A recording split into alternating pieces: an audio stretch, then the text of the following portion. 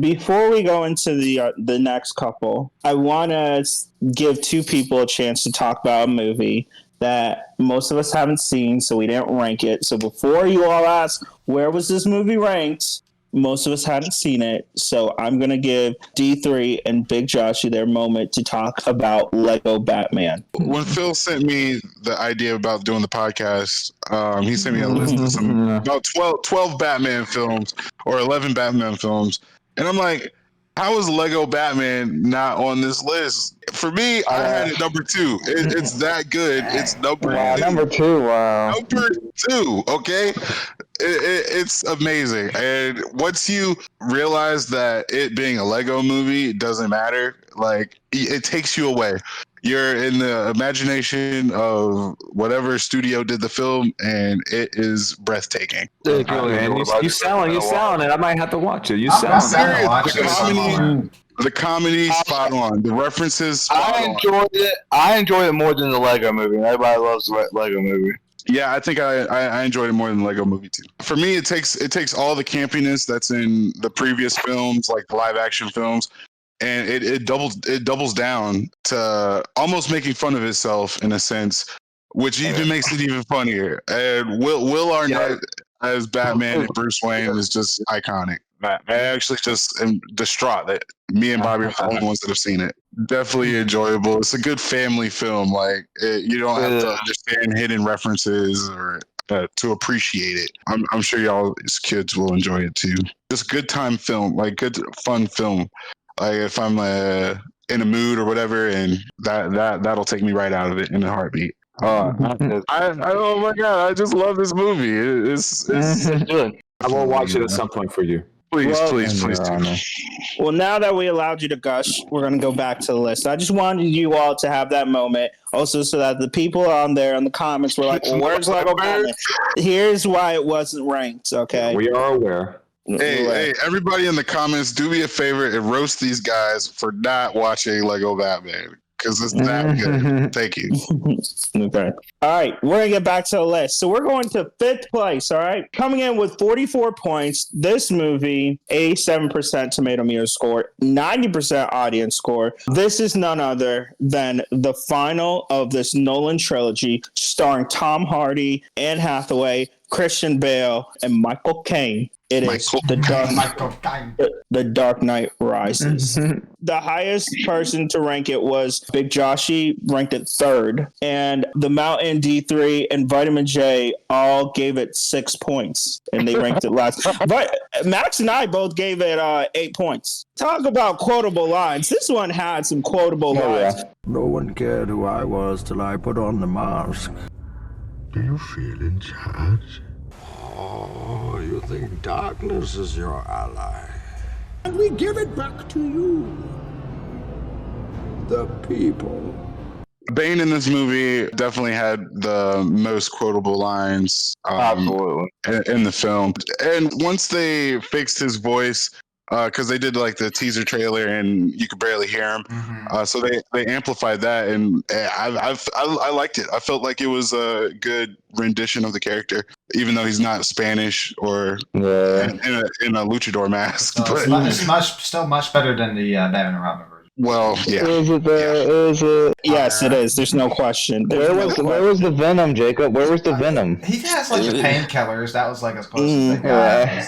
And also, like, let's talk about Christopher Nolan in the opening scenes. That opening scene with Bane, that was even just the dialogue through it. Or perhaps he's wondering why you shoot a man before throwing him out of a plane. So good. I like the opening scene, but it wasn't better than Dark Knight. So it wasn't. But it was really good. Yeah. Okay. Go ahead, Max. But this movie also has one of the best scenes in any Batman movie. The scene where Bane broke the bat. Great scene. Yeah, him climbing down that chain. Oh my god. Oh my god, dude. When he knocks Batman out and he's still punching him in the head, I was like, Jesus Christ. Stop the fight, bro. But Josh is right. When he crawled out that chain that fast, that aggressive, you're like, hey, calm down now. Yeah, calm down, man. I'd be terrified if I see a grown man like trying to come at me, climbing down a chain like that, like perfect 90-degree angles, muscles. He didn't slide down or anything. He pure muscle his way down. And then Yeah. he clearly prepared for this moment because he ends up with like the badass line, "Your shadows betray you because they belong to me." I know, right? Like, oh my god. He's like, we think darkness is the ally. Like, he was prepared for that speech. He prepared that speech. Also, that one part where he puts his hand over one of those guys is like, and you think that you have power? Oh yeah. This gives you power over me. It's like I paid you a small fortune. Do you feel it in control? And he's just putting his hand, and you can just be like, "Oh my god, this dude is like this is bad." Hey, don't make fun of me here, but when I first watched it in theaters, I thought that when he put his hand on him, like Bane actually had superpowers, like energy transfers. Because dude got weak in the knees, man. I was like, is he draining his life from him? What's going on? That's fear. That's what fear does. Yes. Quite. Now, this movie, we will need to dock the movie a point for that Marion Cotillard. Yeah, Talia Gold. Yeah. It's done.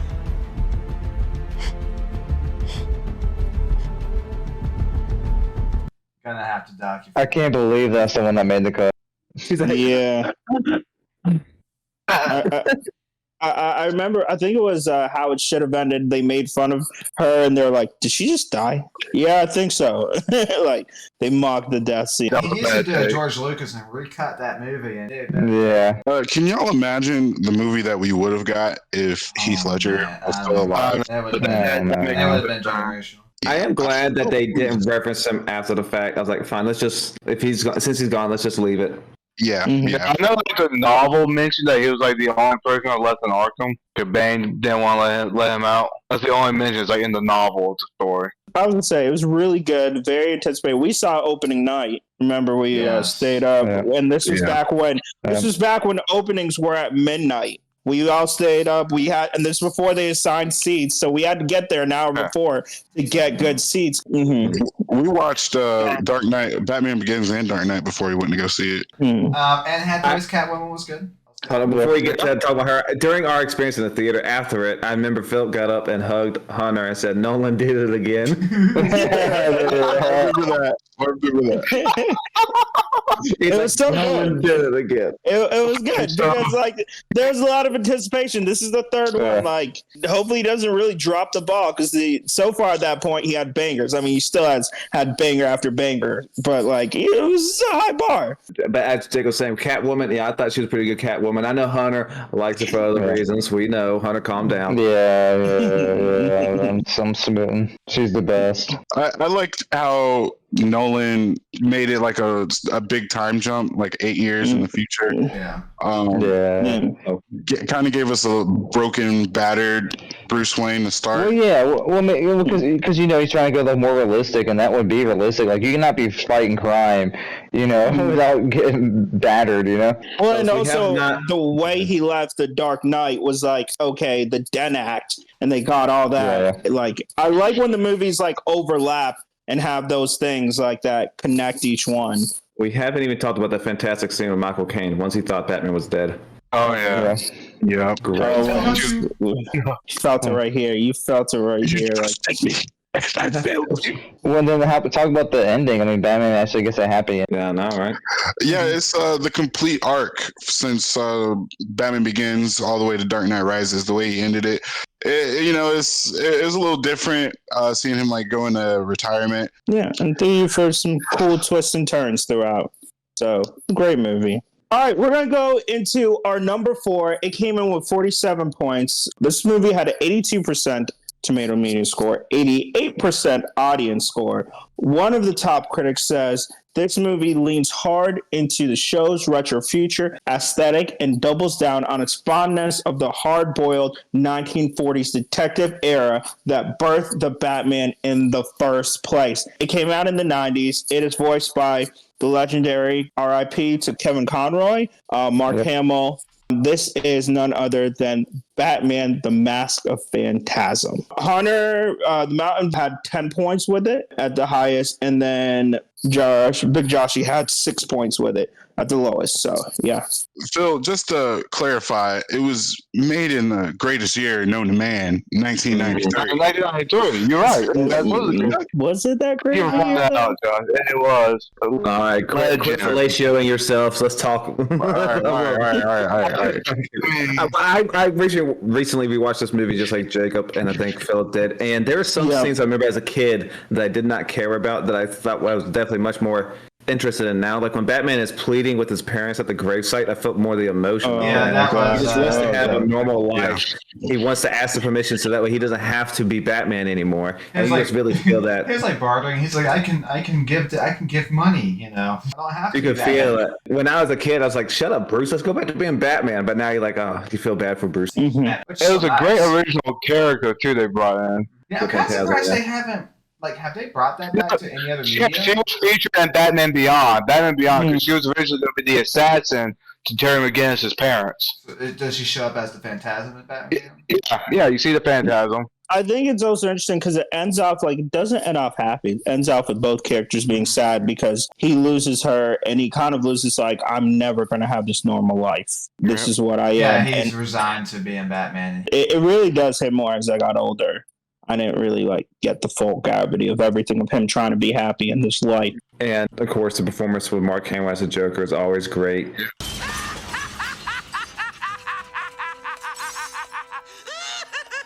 Hello, operator. I believe my party's been disconnected.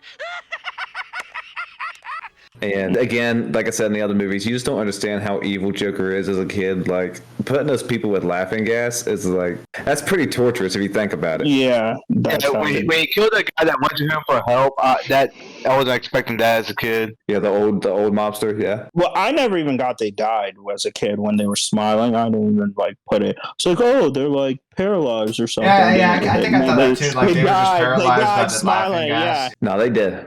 Yeah. Well, because I was like, who dies smiling? You know, like that's not. So yeah, rewatching it, I'm like, oh wow. But of course, the animation is like damn near perfect. It still looks great even today. So I mean, that holds up the aesthetic. I think the plot was good. Of course, the voice acting is good. So I mean, this if we rank just animated Batman movies, this would be way near the top of my list. It's at the top. Damn, Under the Red Hood. Yeah, I think it captures that aesthetic from the 90s and late 80s. No, you ranked it really high. Yeah, that we fell in love with, like watching it felt like cartoons on Saturday for me, you know. Yeah. And another thing I did like is that it perfectly captured Joker and Batman's relationship because Joker knew that Batman was not the one doing all this stuff when everyone else thought it was him. He's like, I know Batman, that ain't him. It tailed and showed you Joker pre-Joker too. Yeah, they like to do that thing with the Joker where he kills somebody in the main story's parents. Her dad. So, he kills her dad. In Batman in 1989, he killed Bruce's parents, of course. So he's got to kill somebody tied to the plot here. Mm-hmm. Going natural. All right, we're going into our third place movie. It edged out by 1 point. It was a close battle, gentlemen. This movie had an 85% tomato meter score, a 94% audience score. This one was the start of a new trilogy starring the best Batman, in my opinion, Christian Bale, Liam Neeson playing the bad guy, and with Gary Oldman. This was Batman Begins. This one was voted on highest by myself and Vitamin J. Both gave it 9 points. Max gave it 6 points, which I think you got some explaining to do on that one. It's bang in the middle, man. Right there. Middle. Did you rewatch this movie recently? No, I did not. Yeah, clearly. You had Batman, that 1981, 89 better than this. How? Yes, How? I did too. Yeah, don't get at me. Your man Bobby did too. Why don't you go talk to him? I think I had this in fourth or fifth place. Yeah, how was it better? What was better? Batman? No. Worse. Villain? No. Worse. Yeah. I said it. I'm sorry. Yeah, what was better? I'll tell you what I didn't like. I did like the Scarecrow. I thought that was a great way to do Scarecrow, and a good actor for it, obviously, with Cillian Murphy. And so I liked that. I liked Liam Neeson as Ra's al Ghul, whatever you want to call him. They call Roz in the movie. Yeah, I know. Ra's sounds better. That's all. I'll admit that. So I'd like to feel. It's just maybe. Would you put it at 3? Yeah, this movie was so good. It started the era. It started it. I mean, the lines, I will always say, one of the most badass lines when Batman says, "I'm not going to kill you, but I'm not going to save you either," and flies off. I stood up. The shipping container scene. Where, like, the dude's like, "Where are you?" And he's like, "Here." Where are you? Here.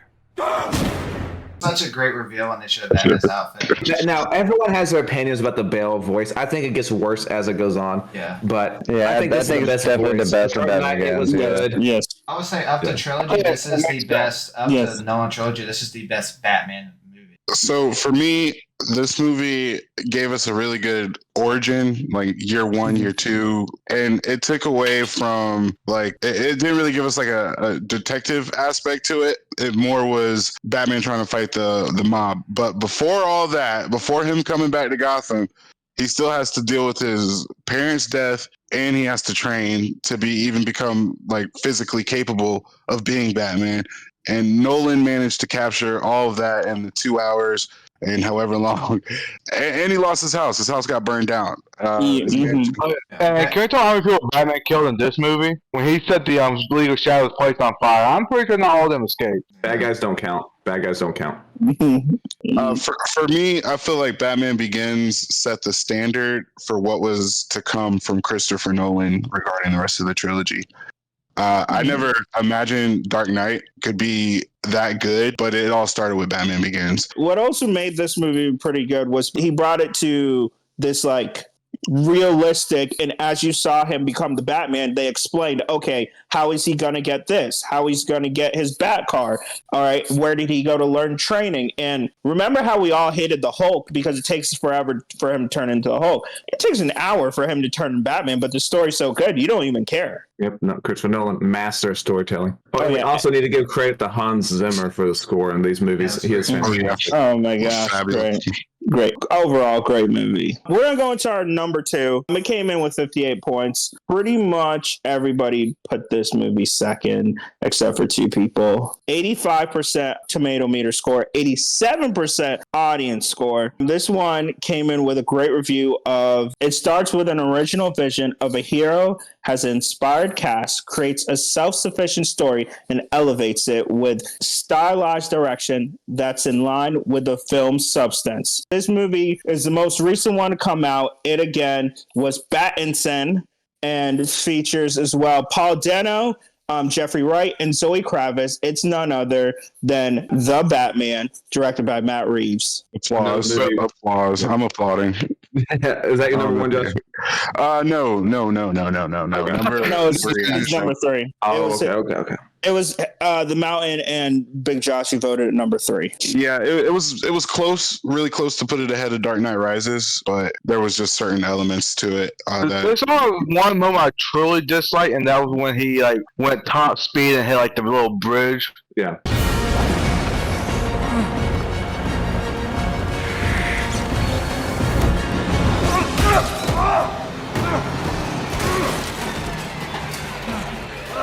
Yeah, they didn't need that. Yeah, that was ridiculous. So well. That was ridiculous. That kind of took me out of it for a minute. I was like, come on. So dead. Yeah. So dead. That's the kind of moment where you said, and that's the kind of moment you're saying, like, well, that's bullshit.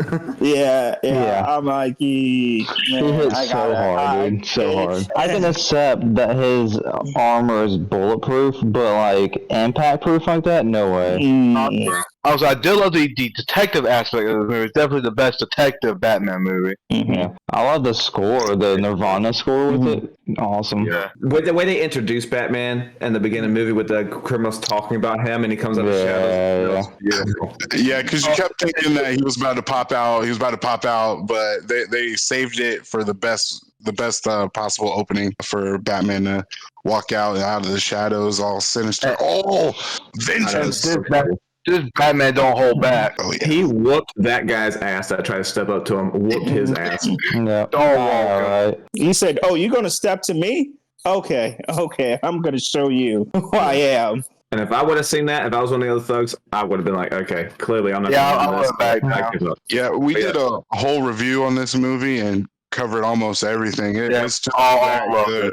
Yeah, it's amazing. I might watch it tomorrow. You know, One of my favorite parts of the movie is how deep they dive into Bruce's parents and how that actually plays a vital part of the story, how it progresses the story. Riddler's going through his hit list of people and, people to unmask, like, the criminals or whatever. But for Bruce's dad, Thomas, to come up, like I felt like he was like untouchable, but no, he also did dirt. And going back into the Arkham family and the Wayne family, I really enjoyed seeing that aspect because it was something new. We hadn't really received that in any other Batman film, in my opinion. So it was good to see some new aspects. That's what I mean. Speaking of overdone characters, they did reference Joker in this movie, and I gotta be honest, I don't like the design they were going for there. Yeah, I wish I'm hoping they change it. I'm hoping they change it. I would have been fine if they didn't include Joker at all, honestly. Max, you know they have to for money. I know, but can we at least wait till the sequel, like Batman Begins? I thought they also did a good job making it lo-fi. Like the technology wasn't as super advanced as you can to the young Batman.